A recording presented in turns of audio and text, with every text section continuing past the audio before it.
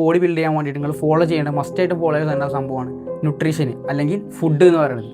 ഇവിടെ ഫുഡ് കൊണ്ട് മെയിൻ ചെയ്യണത് നമ്മൾ കിട്ടിയത് മുഴുവൻ അങ്ങനെ ഇൻക്ലൂഡ് ആക്കിയാണ്ട് കഴിക്കുക എന്നുള്ളതല്ല. നമ്മൾ ബോഡിക്ക് വേണ്ട കാലറി ഏതാണ് അത് മനസ്സിലാക്കിയാണ്ട് അതിനെ കൂടുതൽ ഇമ്പോർട്ടൻറ്റ് കൊടുത്തുകൊണ്ട് അത് കൂടുതൽ നമ്മളെ മീൽസിൽ ആഡ് ചെയ്യാം.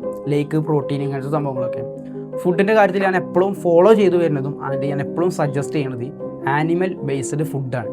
ലൈക്ക് എഗ്ഗ്, ചിക്കന്, മീറ്റ്, ഗോട്ട് ഇങ്ങനത്തെ സംഭവങ്ങൾ ആനിമൽ ബേസ്ഡ് ഫുഡ്. അപ്പോൾ ഈ ആനിമൽ ബേസ്ഡ് ഫുഡ് മറ്റുള്ള ഫുഡ് ഇൻഗ്രീഡിയൻസ് ആയിട്ട് കമ്പയർ ചെയ്യുമ്പോൾ ഉള്ള പ്രത്യേകത എന്താ വെച്ച് കഴിഞ്ഞാൽ ഈ ആനിമൽ ബേസ്ഡ് ഫുഡിൽ എല്ലാ സംഭവങ്ങളും നമ്മുടെ ബോഡിക്ക് വേണ്ടി എല്ലാ സംഭവങ്ങളും അതിൽ ഇൻക്ലൂഡാണ്. ഇപ്പോൾ ഒരു എക്സാമ്പിൾ ഒരു ഫ്രൂട്ട്സ് എടുത്ത് നോക്കിക്കഴിഞ്ഞാൽ അതിൽ കുറച്ച് സംഭവങ്ങളുണ്ടാവും. ഒരു ഫ്രൂട്ട് ആപ്പിൾ എടുത്ത് നോക്കിക്കഴിഞ്ഞാൽ കുറേ സംഭവങ്ങൾ നമുക്ക് ബോഡിക്ക് വേണ്ടി സംഭവങ്ങളുണ്ടാവും. ന്യൂട്രീഷനൊക്കെ സംഭവങ്ങളൊക്കെ ഉണ്ടെങ്കിൽ പോലും അതിൽ കുറേ സംഭവങ്ങൾ നമ്മളെ ബോഡിക്ക് വേണ്ടാത്ത സംഭവങ്ങളുണ്ട്. ബട്ട് ആനിമൽ ബേസ്ഡ് ഫുഡിൽ വരുമ്പോൾ നമുക്ക് വേണ്ട നല്ല ഫാറ്റ്, ന്യൂട്രീഷന്, പ്രോട്ടീൻ ഈ സംഭവങ്ങളെല്ലാം ഒറ്റ സംഭവത്തിൽ ഇൻക്ലൂഡ് ആയൊരു സംഭവമാണെന്ത് ഈ ഒരു ആനിമൽ ബേസ്ഡ് ഫുഡ് തന്നെ. അപ്പോൾ ഫുഡിൻ്റെ കാര്യത്തിൽ നിങ്ങൾ ഇത്ര നോക്കിയാൽ മതി.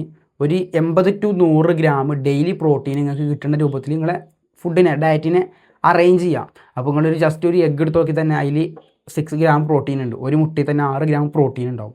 ഒരു 5 മുട്ട അല്ലെങ്കിൽ ഒരു 8 മുട്ട കഴിച്ചാൽ തന്നെ ഏകദേശം കുറച്ചവിടെ പകുതി പ്രോട്ടീനായി.